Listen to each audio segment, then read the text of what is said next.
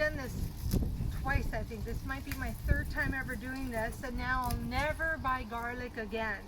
So this was my garlic from my garden last year. Look at these beautiful cloves. So beautiful. So this is the time of year to get out in your garden and prepare a little patch of soil.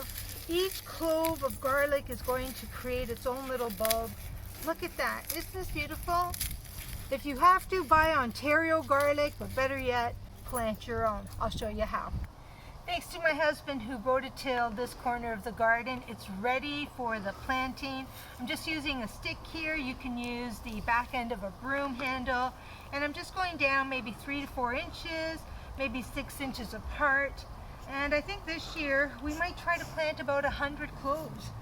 Yes, we use that much garlic throughout the year. So when you're planting, it's really important that you put it in properly.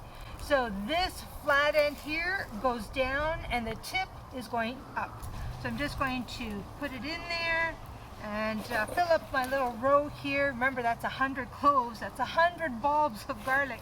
I may have to share throughout the year. And it doesn't matter if the papery skin comes off or not, but it does matter that you orient it properly. And then you're just going to cover it up with the soil.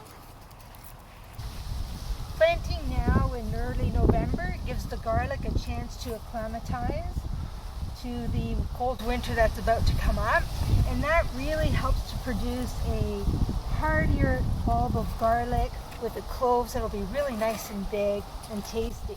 So it's important to do it at this time of year, and in the summer we'll start harvesting beautiful garlic.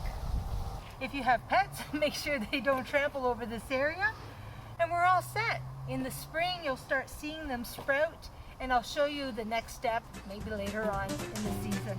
Take care, everyone. Enjoy planting your garden.